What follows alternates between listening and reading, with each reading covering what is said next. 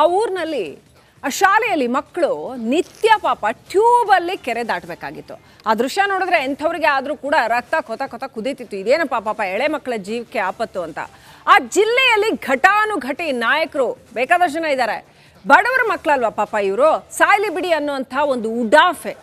ಯಾವಾಗ ರಿಪಬ್ಲಿಕ್ ಕನ್ನಡದಲ್ಲಿ ಸೂಪರ್ 3ಯಲ್ಲಿ ಈ ವರದಿ ಪ್ರಸಾರ ಆಯಿತೋ, ಯಾರೆಲ್ಲ ಸ್ಪಾಟಿಗೆ ಹೋದ್ರು, ಏನೆಲ್ಲ ಸಡನ್ ಇಂಪ್ಯಾಕ್ಟ್ ಆಯಿತು ನೋಡಿ.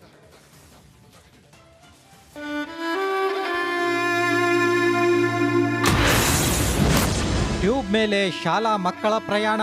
ನಮಗಲ್ಲಿಂದ ಹಾಳು ಬಂತಾನ, ನಮ್ಮಪ್ಪ ನಮ್ಮದು ಅಲ್ಲಿ ಇರ್ತಾನ, ಬರಾಕ ತೊಂದರೆ ಆಗ್ತಾನ. ಅಲ್ಲಿಗೆ ಟ್ಯೂಬ್ ಮೇಲೆ ಬರ್ಬೇಕನ್ನ ಪಾಡ್ಸಿದ್ದು ಎಲ್ಲ ತೊಗೊಂಡ್ಬರ್ಬೇಕನ್ನ, ಅದಕ್ಕೆ ಒಂದು ಬ್ರಿಡ್ಜ್ ಕಟ್ಕೊಡ್ಬೇಕಂತ. ಟ್ಯೂಬ್ ಧಮ್ ಅಂದ್ರೆ ಮಕ್ಕಳ ಜೀವ ಖಲಾಸ್. ಏನು ಸರ್, ನಮಗೆ ಇದು ಹೊಳಿ ದಾಟೋದ್ಲೆ ನಮಗೆ ನೆರವ ಇಲ್ರಿ. ಅಲ್ಲೇ ಹೊಲ್ದಾಗ ನಾವು 20-25 ಕುಟುಂಬ ಅದ ನಮಗೆ. ದಿನ ಶಾಲೆ ಮಕ್ಕಳು ನಾವು ಕರ್ಕೊಂಡು ಹೋಗೋದು ಕರ್ಕೊಂಬರೋದು. ನೀರ ಭಾಳ ಆಳ ಐತ್ರಿ. ಜೀವ ಕೈಯಲ್ಲಿ ಹಿಡಿದು ಕೆರೆ ದಾಟುವ ಮಕ್ಕಳು.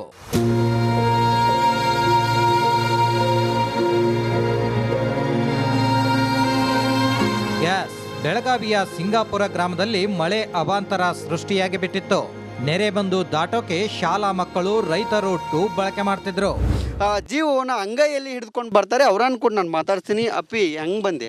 ಈ ವಟಾನು ಅಧಿಕಾರಿ ಯಾರು ಬಂದಿಲ್ರಿ, ಹೋಟಿಗೆ ಅಟ್ ಬರ್ತಾರ್ರಿ, ಮತ್ತೊಂದು ಬ್ರಿಡ್ಜ್ ಕಟ್ಕೊಟ್ರಿ ಅಂತ ಹೇಳ್ತಾನ್ರಿ. ಅದು ನಮ್ಗೆ ಜಗ್ತಾರ್ರಿ ಒಬ್ಬೊಬ್ರಿ, ಮತ್ತೆ ಯಾರಿದ್ಲಾಗ ನಾವೇ ಜಕ್ಕೊಂಡ್ ಬರ್ತಾವ್ರಿ. ಹೆದರಿಕೆದು ಆಗಂಗಿಲ್ಲ? ಹೆದರಿಕೆ ಬುಲ್ ಆಗ್ತೈತ್ರಿ. ಒಮ್ಮೆ ಪಾಲಕರು ಇದ್ರೆ ಹೆದರಿಕೆ ಆಗುಲ್ರಿ, ಪಾಲಕರು ಇಲ್ದಕ್ರೆ ಹೆದರಿಕೆ ಆಗ್ತೈತ್ರಿ. ಈ ಬಗ್ಗೆ ಇಂದು ಬೆಳಗ್ಗೆ ಸೂಪರ್ 3ಯಲ್ಲಿ ಗರಂ ಆಗಿಯೇ ವರದಿ ಪ್ರಸಾರ ಮಾಡಿದ್ವಿ. ಇಲ್ಲಿಯ ನಾಯಕರುಗಳೇನು ಹೇಳ್ತಾರೆ ಗೊತ್ತಾ, ನಮಗೆ ಪ್ರತ್ಯೇಕ ರಾಜ್ಯ ಕೊಡಿ. ಈ ಪ್ರತ್ಯೇಕ ರಾಜ್ಯ ನಿಮಗೆ ಪ್ರತ್ಯೇಕ ಒಂದು ತಾಲೂಕನ್ನ ಮೇಂಟೈನ್ ಮಾಡಕ್ ಬರಲ್ಲ, ಪ್ರತ್ಯೇಕ ರಾಜ್ಯ ಬೇರೆ ಕೇಳು ನಿಮಗೆ. ಮೊನ್ನೆ ಆ ವಯನಾಡ್ನಲ್ಲಿ ಮಿಲಿಟರಿ ಬಂದು 24 ಗಂಟೆಯಲ್ಲಿ ಒಂದು ಸೇತುವೆ ಮಾಡಿ ಹೋದ್ರು. 24 ವರ್ಷದಲ್ಲ ಆಗಿಲ್ವಲ್ರೋ.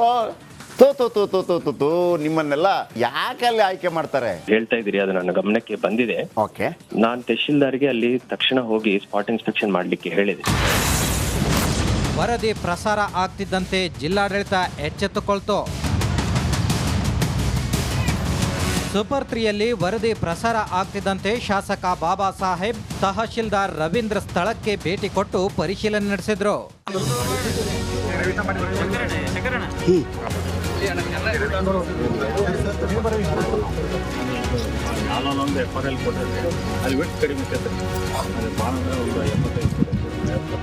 ಆದಷ್ಟು ಬೇಗ ಈ ಜನರಿಗೆ ತೆಪ್ಪ ಅಥವಾ ಒಂದು ಕಿರು ಸೇತುವೆ ನಿರ್ಮಾಣದ ಭರವಸೆ ನೀಡಿದ್ದಾರೆ. ಅದಕ್ಕೊಂದು ಬ್ಯಾರೇಜು ಅಥವಾ ಓನ್ಲಿ ಬ್ರಿಡ್ಜು ಯಾವುದು ಫಿಸಿಬಿಲಿಟಿ ಬರ್ತದೆ ನೋಡ್ಕೊಂಡು ಅದನ್ನು ವ್ಯವಸ್ಥೆ ಮಾಡಿಕೊಡುವಂಥ ಕೆಲಸ ಮಾಡಿ. ಈ ಜನರ ಸಮಸ್ಯೆ ಬಗೆಹರಿಯೋ ತನಕ ಇವರ ಪರ ಸೂಪರ್ 3 ನಿಲ್ಲುತ್ತೆ. ಇದು ಸೂಪರ್ 3ಯ super fast impact.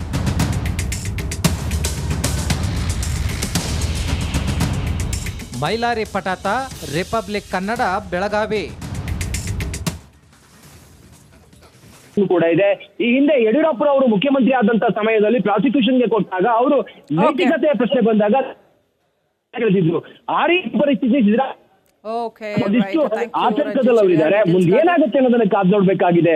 Srilakshmi, thank you Ranjith ಡೀಟೇಲ್ಸ್ಗಾಗಿ.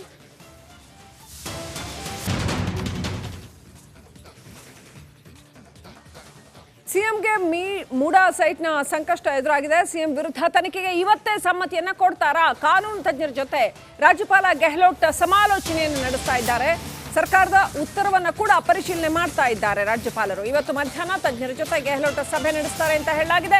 ನ್ಯಾಯಾಂಗ ತನಿಖೆಗೆ ಆದೇಶ ನೀಡ್ತಾರಾ ಗವರ್ನರ್? Big question. ಈ ಕ್ಷಣದ ಅತ್ಯಂತ ದೊಡ್ಡ ರಾಜಕೀಯ ಬೆಳವಣಿಗೆ ಉಂಟಾಗತ್ತಾ? ಗವರ್ನರ್ ಏನಾದರೂ ನ್ಯಾಯಾಂಗ ತನಿಖೆಗೆ ಆದೇಶ ನೀಡ್ತಾರಾ? ಸರ್ಕಾರದ ಉತ್ತರ ಆಲ್ರೆಡಿ ಗವರ್ನರ್ ಅಂಗಳವನ್ನ ತಲುಪಿದೆ. ಗವರ್ನರ್ ಅದನ್ನ ಪರಿಶೀಲನೆ ಮಾಡ್ತಾ ಇದ್ದಾರೆ. ಲೋಕಾಯುಕ್ತಕ್ಕೆ ಕೊಡ್ತಾರಾ ಅಥವಾ ನ್ಯಾಯಾಂಗ ತನಿಖೆಗೆ ಕೊಡ್ತಾರಾ? ಯಾಕಂದ್ರೆ ಲೋಕಾಯುಕ್ತ ಕೊಡಕ್ ಬರಲ್ಲ, ಸಿಎಂ ಅಂಡರಲ್ಲೇ ಬರುತ್ತೆ ಅದು.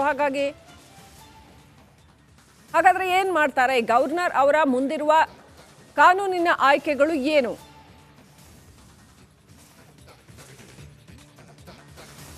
ಈ ಎಲ್ಲ ಬೆಳವಣಿಗೆಗಳ ಪ್ರತಿಭಟನೆಗಳ ಮಧ್ಯೆ ರಾಜಭವನಕ್ಕೆ ಸಚಿವ ಎಂಸಿ ಸುಧಾಕರ್ ದೌಡಾಯಿಸಿದ್ದಾರೆ. ರಾಜ್ಯಪಾಲ ಗೆಹ್ಲೋಟ್ ಭೇಟಿಗೆ ಬಂದಿದ್ದಾರೆ ಸುಧಾಕರ್. ಪ್ರಾಸಿಕ್ಯೂಷನ್ ಟೆನ್ಷನ್ ನಡುವೆನೆ ರಾಜಭವನಕ್ಕೆ ದೌಡಾಯಿಸಿದ್ದಾರೆ. ಹಾಗೆಯೇ ಶಾಸಕ ಪೊನ್ನಣ್ಣ ಅವರು ಕೂಡ ಬರಬೇಕು ಅಂತ ಸುಧಾಕರ್ ಅವರು ಅವರಿಗಾಗಿ ವೆಯ್ಟ್ ಮಾಡ್ತಾ ಇದ್ದಾರೆ. ರಾಜ್ಯಪಾಲರನ್ನ ಭೇಟಿ ಆಗಕ್ಕೆ ಸಾಧ್ಯ ಆಗಿಲ್ಲ, ಇನ್ನು ಕೂಡ ರಾಜಭವನಕ್ಕೆ ಬಂದಿದ್ದಾರೆ ಅಷ್ಟೇ. ಶಾಸಕ ಪೊನ್ನಣ್ಣ ಹಾಗೂ ಎಂಸಿ ಸುಧಾಕರ್ ಬಂದಿದ್ದಾರೆ. ಬಂದ ತಕ್ಷಣವೇ ರಾಜ್ಯಪಾಲರನ್ನ ಭೇಟಿ ಮಾಡ್ತಾರಂತೆ. ಪ್ರಾಸಿಕ್ಯೂಷನ್ಗೆ ಅನುಮತಿ ಕೊಡಬೇಡಿ ಅಂತ ಮನವಿ ಮಾಡುವ ಸಾಧ್ಯತೆ ಇದೆ. ಒಂದು ಫಾರ್ಮಲ್ ಆದಂಥ ಒಂದು ಮನವಿ ಮಾಡ್ತಾರೆ ರಾಜ್ಯಪಾಲರಿಗೆ ಹೋಗಿ.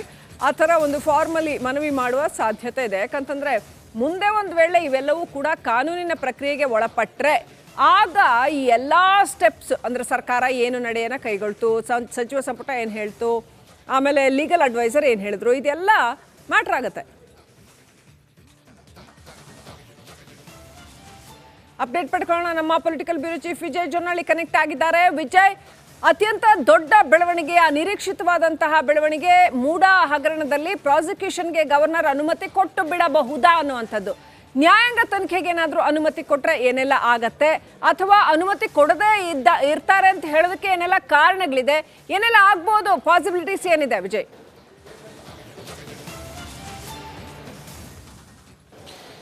ಶ್ರೀಲಕ್ಷ್ಮಿ, ಮೂಡಾ ಪ್ರಕರಣ ಸಂಬಂಧಪಟ್ಟಂತೆ ಮುಖ್ಯಮಂತ್ರಿ ಸಿದ್ದರಾಮಯ್ಯ ವಿರುದ್ಧದ ಪ್ರಕರಣ ರಾಜ್ಯಪಾಲರ ಬಳಿ ಈಗ ಅಂಗಳಕ್ಕೆ ತಲುಪಿರುವಂಥದ್ದು. ಅದು ಅಂತಿಮ ಮತ್ತು ಕುತೂಹಲ ಘಟ್ಟಕ್ಕೆ ತಲುಪಿರುವಂಥದ್ದು. ಯಾಕೆ ಅಂದರೆ ಈಗಾಗಲೇ ಕೂಡ ರಾಜ್ಯ ಸರ್ಕಾರ ಪ್ರಾಸಿಕ್ಯೂಷನ್ಗೆ ಯಾಕೆ ಕೊಡಬಾರ್ದು ಅಂತ ಕೊಟ್ಟಿರುವಂಥ ನೋಟಿಸ್ಗೆ ಸಮಗ್ರ ಉತ್ತರವನ್ನು ಕೊಟ್ಟಿರುವಂಥದ್ದು. ಮಂತ್ರಿ ಪರಿಷತ್ತು ರಾಜ್ಯಪಾಲರ ವಿರುದ್ಧ ನಿರ್ಣಯವನ್ನು ಕೈಗೊಂಡಿರುವಂಥದ್ದು. ಈ ಎಲ್ಲ ಬೆಳವಣಿಗೆಗಳ ಬಳಿಕ ಆ ಕಡತವನ್ನು ಇಂದು ಅಂದರೆ ಕಳೆದ 3-4 ದಿನಗಳಿಂದ ದೆಹಲಿಯಲ್ಲಿದ್ದಂಥ ರಾಜ್ಯಪಾಲರು ಈಗ ನಿನ್ನೆ ರಾತ್ರಿ ಆಗಮಿಸಿರುವಂಥದ್ದು. ಬಳಿಕ ಸಮಗ್ರವಾಗಿ ಎಲ್ಲವನ್ನು ಕೂಡ ರಾಜ್ಯ ಸರ್ಕಾರ ಕೊಟ್ಟಿರುವಂತಹ ಉತ್ತರ, ರಾಜ್ಯ ಪರಿಷತ್ ಮಂತ್ರಿ ಪರಿಷತ್ ತೆಗೆದುಕೊಂಡಿರುವಂತಹ ನಿರ್ಣಯ, ಇವೆಲ್ಲವನ್ನು ಕೂಡ ಸಮಗ್ರವಾಗಿ ಪರಿಶೀಲನೆ ನಡೆಸ್ತಾ ಇರುವಂಥದ್ದು ಮತ್ತು ಕಾನೂನು ತಂಡದ ಜೊತೆ ಅಭಿಪ್ರಾಯವನ್ನ, ಸಲಹೆಯನ್ನ, ಸಮಾಲೋಚನೆ ನಡೆಸ್ತಾ ಇರುವಂಥದ್ದು. ಅದಾದ ಬಳಿಕ ರಾಜ್ಯಪಾಲರು ತೆಗೆದುಕೊಳ್ಳುವಂಥ ನಿರ್ಧಾರ ಸಾಕಷ್ಟು ಕುತೂಹಲ ಕೆಡೆ ಮಾಡಿಕೊಟ್ಟಿರುವಂಥದ್ದು. ನಮಗೆ ಬಂದ ಮೂಲಗಳ ಮಾಹಿತಿ ಪ್ರಕಾರ ಒಂದು 2-3 ಹಾದಿಯಲ್ಲಿ ಚರ್ಚೆ ಆಗ್ತದೆ. ಒಂದು ಕಡೆ ಪ್ರಾಸಿಕ್ಯೂಷನ್ಗೆ ಅನುಮತಿ ಕೊಡುವಂಥದ್ದು, ಮತ್ತೊಂದು ಕಡೆ ಒಂದು ವೇಳೆ ರಾಜ್ಯ ಸರ್ಕಾರ ಕೊಟ್ಟಿರುವಂಥ ಉತ್ತರ ತೃಪ್ತಿ ಆದರೆ ಅದನ್ನು ಪಕ್ಕಕ್ಕಿಡುವಂಥದ್ದು, ಅಂದರೆ ಒಪ್ಪಿಗೆ ಕೊಡುವಂಥದ್ದು. ಜೊತೆಗೆ ಮೂರನೇದು ನ್ಯಾಯಾಂಗ ತನಿಖೆ ಅನ್ನೋ ಸಂಬಂಧಪಟ್ಟಂತೆ ಕೂಡ ಅದೇ ಏನೋ ಸೂಚನೆ ಕೊಡ್ತಾರ ಅನ್ನೋಂಥದ್ದು ಕೂಡ, ಅಂದರೆ ಅಭಿಪ್ರಾಯವನ್ನು ಕೊಡ್ತಾರ ಅನ್ನೋಂಥದ್ದು ಕೂಡ. ಅದು ಇವೆಲ್ಲವೂ ಕೂಡ ನೋಡೋದಾದ್ರೆ ಒಂದು ಬಹುತೇಕವಾಗಿ ಪ್ರಾಸಿಕ್ಯೂಷನ್ಗೆ ಕೊಡುವಂಥ ಸಾಧ್ಯತೆ ಹೆಚ್ಚಿದೆ ಅಂತ ಹೇಳಲಾಗ್ತದೆ. ಈ ಹಿನ್ನೆಲೆಯಲ್ಲಿ ಈಗ ರಾಜ್ಯಪಾಲ ತೆಗೆದುಕೊಳ್ಳುವಂಥ ನಿರ್ಧಾರ ಬಹುತೇಕವಾಗಿ ರಾಜ್ಯ ಸರ್ಕಾರ ಕೊಟ್ಟಿರುವಂಥ ಎಲ್ಲ ವರದಿಯನ್ನ ಪರಿಶೀಲನೆ ಮಾಡಿ ಅಭಿಪ್ರಾಯ ತೆಗೆದುಕೊಂಡು ಆಗಿದೆ. ಇನ್ನು ವರದಿಯನ್ನ ನೋಡಿದ ನಂತರ ತೀರ್ಮಾನ ತೆಗೆದುಕೊಳ್ಳುವಂಥದ್ದು, ಅಂದರೆ ತಮ್ಮ ರಾಜ್ಯಪಾಲರು ಮುಂದಿನ ನಡೆಯನ್ನ, ಮುಂದಿನ ತೀರ್ಮಾನ ಪ್ರಕಟ ಮಾಡೋದಷ್ಟೇ ಬಾಕಿ ಇರುವಂಥದ್ದು. ಅದು ಇವತ್ತು ಮಾಡ್ತಾರಾ, ನಾಳೆ ಮಾಡ್ತಾರಾ ಅನ್ನೋದು ಗೊತ್ತಿಲ್ಲ. ಅದು ಒಂದೊಂದು ಬಹಳ ಸ್ಪಷ್ಟ, ಅಂತಿಮ ಘಟ್ಟಕ್ಕೆ ಬಂದು ತಲುಪಿರುವಂಥದ್ದು. ಶ್ರೀಲಕ್ಷ್ಮಿ, ದಯವಿಟ್ಟು ಹಾಗೆ ಸಂಪರ್ಕದಲ್ಲಿರಿ ವಿಜಯ್. ಬ್ರೇಕ್.